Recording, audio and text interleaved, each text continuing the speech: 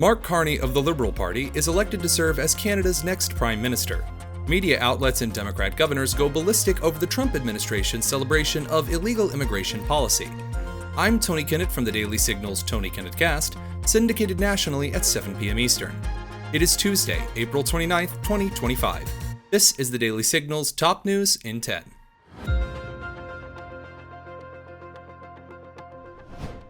As of midnight, April 29th, Mark Carney, the leftist member of the Canadian Liberal Party, has won Canada's election for Prime Minister. Canadians, of course, having the opportunity to elect members of Parliament who then cast their vote for the Prime Minister. While the final seat totals are still pending, Canadian broadcaster CTV News has projected that Mark Carney has in fact led the Liberal Party to victory in the federal election. Mark Carney has drawn wide criticism for his far-left approach on climate change, on industry, and on censorship models. Some have blamed the loss of Pierre Poilievre, the conservative candidate, on the rhetoric of President Donald Trump, who made the case that Canada should be the 51st state of the United States, sometimes in jest, sometimes a little more so, and it caused quite the upset among the people of Canada and the traditional alliance between the United States and her country to the north. By the end of the federal election, both Pierre Poilievre and Mark Carney made a considerable portion of their campaign about beating the United States out of this particular series of trade wars and standing up to the United States and what the Canadian people see as bullying. Canada will continue its over 10 years of liberal policies. With 100 days just a couple of days away for the second Trump administration, the administration has put up a couple of yard signs on the White House lawn showing the faces, the names, and the crimes of some of the worst illegal immigrant criminals, many of whom were allowed to remain in the United States under the Biden administration, through the Trump administration, through the Department of Homeland Security under Kristi Noem, through the Attorney General's office and the Department of Justice under Pam Bondi, as well as many other federal agencies and the border czar Tom Homan have ensured are no longer in the United States. The reaction to this from the left was interesting, to say the least. MSNBC blurred out the faces of those on these particular yard signs in their coverage, they said, to protect the identities.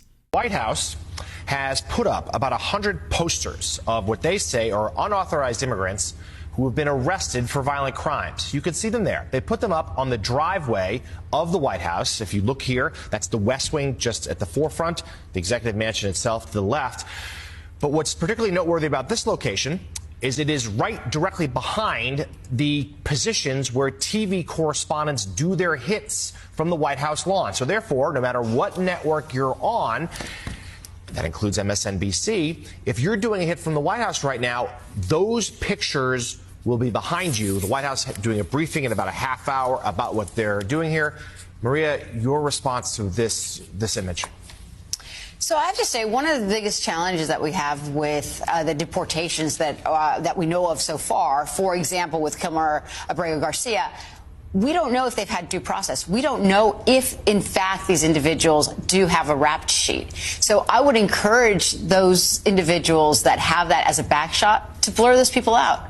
The job of journalism is to ensure that we are presenting the facts, that we are cross-referencing. We know that PolyFact actually checked the Trump administration because of an earlier picture that they released on Kilmer, recognizing that it was altered, that it was false, that they had placed gang signs, tattoos on him that weren't real. And so I would really, the press right now, we are absolutely under attack. Our job is always to have our true north, to make sure that we're presenting balanced news, and making sure that we are not putting folks that are potentially in danger, and having that representation of those pictures in the background. We can't allow that to basically for us to carry the water of potentially innocent people. So I would encourage, I recognize live shots are tough, but I would encourage folks to actually make sure that those shots are blurred to the best of your abilities. We know better. Well said. Well said. And again, the focus here, doing the work, doing it well. As journalists, it's never been more important. It is worth noting that MSNBC has previously had no issue posting the picture of individuals like Nicholas Sandmann, a minor who was accused of smirking at a Native American. Sandmann eventually went on to win millions of dollars in defamation lawsuits. Though there are far too many press conferences and media appearances from individuals in the administration throughout this entire week, one of the most notable appearances yesterday came from border czar Tom Homan, describing how the United States is effectively pursuing good border policy. Here is a particularly powerful answer from border czar Tom Homan on the current administration's border policies, what it was like before, and how this is delivering for the American people who made immigration such a high priority in the last election. If you enter this country legally, it's a crime. If you remain in this country legally and you ignore a judge's order about deporting, if you choose to have a U.S. citizen child, knowing you're in this country legally, you put yourself in that position. You put your family in that position. What we did is remove children with their mothers who requested the children depart with them. This was a parental decision, parenting 101. The mothers made that choice. And I tell you what, if we didn't do it, the story today would be Trump administration separating families again. No, we're keeping families together. So when a parent says, I want my 2-year-old baby to go with me, we made that happen. They weren't deported. We don't deport U.S. citizens. The parents made that decision, not the United States government. But I don't hear any questions about Laken Riley had a mother. She's never going to see her child again. Rachel Morin, she had 5 children. Those children are never going to see their mom again. This administration is doing the right thing.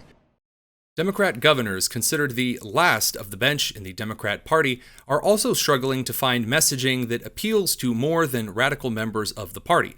Governor J.B. Pritzker of Illinois received a lot of criticism yesterday for statements that he made at a New Hampshire rally talking about the importance of getting out there and causing disruption and taking to the streets. Check it out. Never before in my life have I called for mass protests, for mobilization, for disruption, but I am now.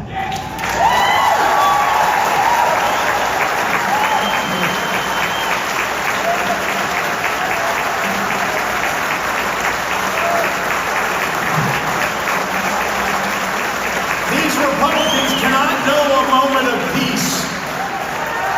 They have to understand that we will fight their cruelty with every megaphone and microphone that we have. We must castigate them on the soapbox and then punish them at the ballot box. Democrat Governor Tim Walz of Minnesota, and also the failed vice presidential candidate with Kamala Harris, is in a different kind of hot water. After a State of the State speech to the Minnesota State Legislature, where he talked about freedom and the importance of it, many criticized the governor's previous record on freedom and the rights of individuals in his state. We sat down with Rebecca Downs of townhall.com to dig into this a little bit more. Right, so Tim Walz, I like to say, was then Vice President Kamala Harris's very poorly vetted running mate, if he was even vetted at all. And he is still in office as governor of Minnesota. He may actually run again for re-election. And he's still making headlines, right? So last week was the State of the State address, and Tim Walz went on a narrative. I noticed it was the one clip he shared to his Twitter X account. He decided he was going to rant about freedom, right? About how the governor of Minnesota is going to rant about freedom. Yes, unironically, too. He said, here in Minnesota, that freedom means several things, which includes freedom from hunger and poverty. Okay, start with a nonpartisan issue, but then also freedom to worship or not, as well as the freedom to be who you are any way you choose. And then he said, that is a birthright, not dependent on how much money you make, where your family came from, or the current issue of the day.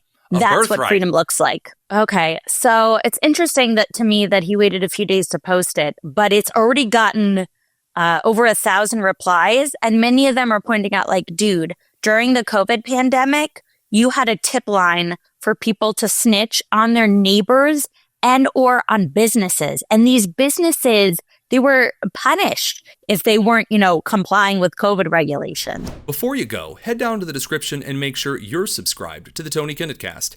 And join us this evening here live in Washington, D.C. And I must say that now that I won't be watching the Canadian elections until midnight, a far nicer studio for our coverage of the first 100 days of the second Trump administration, some of the pitfalls, some of the promises, and where we go from here. I'm Tony Kinnett, and this has been the Daily Signal's Top News in 10. Take care.